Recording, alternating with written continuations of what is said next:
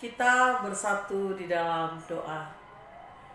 Kiranya kasih karunia Tuhan Yesus Kristus, kasih Allah Bapa, menyertai hati dan pikiranmu dalam Kristus Yesus Tuhan kita. Amin. Horas! Apa kabar Bapak Ibu dan saudari yang terkasih, dimanapun berada, yang ada di rumah, yang ada di dalam perjalanan, bahkan ketika melakukan aktivitas, menonton renungan hari ini akan menjadi kekuatan baru dan pengharapan baru untuk kita semua. Firman Tuhan yang menyapa kita di hari ini, di hari baru, berkat baru, kesehatan yang baru yang boleh kita rasakan sampai hari ini, tertulis dalam Yehezkiel 36 ayatnya yang ke-27. Demikian firman Tuhan.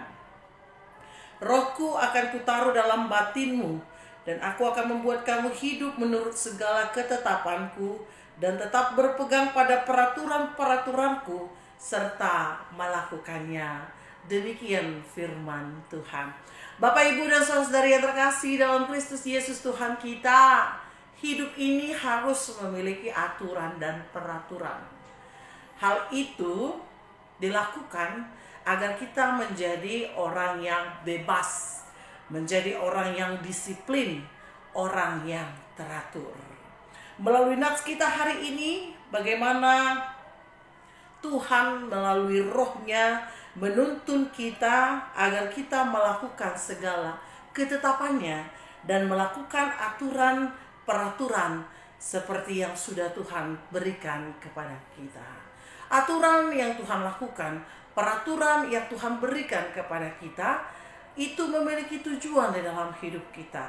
Ketika kita berada di rumah seseorang, mereka juga memiliki aturannya. Ketika kita berada di ruang publik pun, semuanya memiliki aturannya. Bahkan di rumah sendiri pun kita memiliki aturan dan peraturan itu juga. Aturan dan peraturan, bahkan ketetapan Allah pun memiliki tujuan yang baik dalam kehidupan kita. Yang pertama adalah menuntun kita agar kita hidup seturut dengan kehendaknya. Apa yang mau dikatakan melalui firman Tuhan kita hari ini, bahwa keteraturan di dalam kehidupan seseorang akan membawanya kepada manusia yang baik, manusia yang teratur, manusia yang dituntun seturut dengan kehendak Tuhan. Kalau kita katakan bahwa aturan itu dibuat untuk dilanggar, sebenarnya aturan itu dibuat untuk menuntun kita agar sesuai dengan apa yang sudah diaturkan melalui kehidupan kita. Begitu juga dengan Tuhan. Aturan dan peraturan Tuhan, bahkan ketetapan Tuhan untuk menuntun kita agar hidup seturut dengan kehendaknya. Apabila tidak memiliki aturan dan peraturan dalam kehidupan bertuhan, kita akan sesuka hati hidup menurut kehendak kita. Kita bayangkan ada berapa puluh banyak manusia yang hidup di dunia ini. Kalau semuanya memiliki aturan mainnya sendiri, kita tidak akan mampu dan kita tidak akan bisa untuk membayangkan bagaimana aturan dan peraturan ini boleh Tuhan lihat di dalam kehidupan kita. Oleh karena itu, karena kita adalah anak Allah, kita harus hidup menurut ketetapannya. Kita harus hidup melalui peraturannya. Dan kita hidup sesuai dengan tuntutannya. Yang kedua, Bapak, Ibu, dan saudara yang terkasih dalam Kristus Yesus Tuhan kita, mengapa aturan dan peraturan Tuhan, bahkan ketetapan Tuhan itu harus kita lakukan? Di sini kita mau dibebaskan menjadi orang yang semakin takut akan Tuhan. Tanpa aturan, tanpa peraturan, bahkan tanpa ketetapan dari Tuhan, kita akan menjadi manusia yang sembrono, yang tidak akan tahu mana hal yang bisa dilakukan, mana hal yang tidak bisa kita lakukan. Aturan itu membebaskan kita menjadi orang yang bebas, bahwa kita dijauhkan dari segala pelanggaran.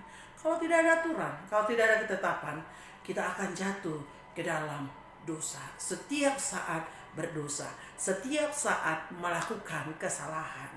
Dengan aturan dan ketetapan Tuhan, kita belajar menjadi manusia yang bebas, ya kan, tidak jatuh bangun dengan kesalahan-kesalahan, dengan pelanggaran-pelanggaran, sehingga Tuhan tidak akan menyukai kehidupan kita. Tetapi bila aturan dan peraturan bahkan ketetapan Tuhan kita lakukan, kita akan menjadi orang yang bebas, ya kan? Bebas dari segala pelanggaran. Karena apa? Karena kita tahu apa yang layak untuk kita lakukan dan apa yang tidak layak untuk kita tidak lakukan. Bapak, Ibu, dan Saudara yang terkasih dalam Kristus Yesus Tuhan kita. Yang ketiga, kalau kita hidup melalui ketetapan-ketetapan Tuhan, melalui peraturan-peraturan yang telah ditetapkannya dalam kehidupan kita, kita menjadi orang yang diberkati. Kita menjadi orang yang berbahagia.